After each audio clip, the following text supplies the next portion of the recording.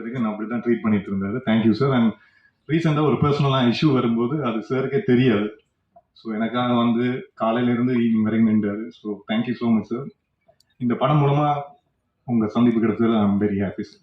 And producer sir, யூஸ்வலாக ஒரு சின்ன படம் மாதிரி இல்லாமல் ஒரு ஒரு ஒரு சப்ஜெக்டை நம்பி இவ்வளோ ஒரு அமௌண்ட்டை போட்டு இன்னும் ப்ரொடக்ஷன் ப்ரீ ப்ரொடக்ஷனில் இருந்து போஸ்ட் ப்ரொடக்ஷன் எல்லாத்துலேயும் இவ்வளவு ஒரு அமௌண்ட்டை போடுறதுக்கு யாருக்குமே மனசு வராது சார். பட் எனக்கு ஏன்னா யூஸ்வலாக ப்ரொடியூசர்ஸ் ஹீரோஸோட பேச மாட்டாங்க ஆஃப்டர் படம் முடிஞ்சதுக்கு அப்புறம் அந்த ப்ரொடக்ஷனில் போஸ்ட் ப்ரொடக்ஷனில் என்ன நடக்குதுன்னு. பட் சார் டெய்லி எனக்கு அப்டேட் பண்ணிட்டே இருப்பார். ஸோ தேங்க்யூ சார் இந்த மாதிரி ஒரு வாய்ப்பை எனக்கு கொடுத்ததுக்கு.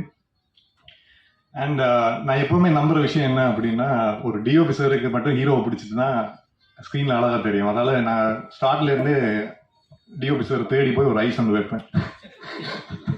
ஸோ அந்த விதத்தில் மெய்யேந்திரன் சார் தேங்க்யூ சார். ஏன்னா இந்த படம் ஸ்டார்ட் பண்ணும்போது கண்ணில் ஒரு கட்டி வந்துருச்சு. ஸோ அதால் தர்ஷன் இப்போதைக்கு கொஞ்சம் ரொம்ப க்ளோஸாக போகணும் அப்படின்னு சொல்லிட்டு ஒரு 13 டேஸுக்கு அப்புறம் அந்த கட்டி போயிடுச்சு.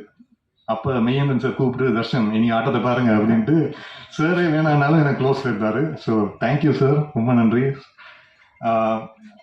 ரொம்ப முக்கியமான ஆள் யாரு அப்படின்னா ரேணு சார் தான். ஏன்னா எந்த ஒரு ஷாட் எடுத்தாலும் டைரக்டர் சார் டிஓபி சார் எல்லாம் டிஸ்கஷனில் இருப்பாங்க. அப்புறம் கடைசியாக நாமெல்லாம் பேசினா ஓகே ரேணுகிட்ட ஒரு ஐடியா கேட்டுப்போம் அப்படின்னு தான் ஒரு விஷயம் நடந்துகிட்டே இருக்கும். நான் அப்போ யார் ரேணு சார் அப்படின்னு, ஏன்னா ரேணு சார்ட்டு இருந்து எவ்வளோ ஒரு நல்ல சீன் எடுத்தாலும் ஓகே நல்லா இருக்கு இவ்வளோதான் வரும்.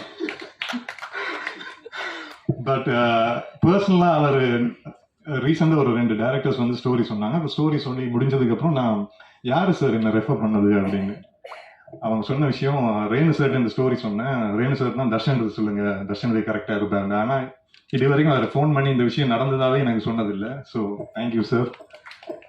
அண்ட் ஃபர்ஸ்ட் டைம் முதல் 2 படத்துலையும் ஃபைட்ஸ் இல்லை. ஸோ இதில் 3 ஃபைட் இருக்கு எப்படி அப்படின்னு யோசிச்சுட்டு இருக்கும்போது தான் சந்தோஷ் சார் வந்தார். அண்ட் உங்கள் எல்லாருக்கும் தெரியும் அவர் பெரிய பெரிய படங்களில் ஒர்க் பண்ணிருக்காரு.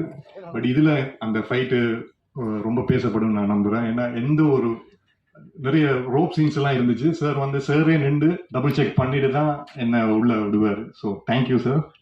நிறைய படங்கள் உங்க கூட ஒர்க் பண்ணணும்.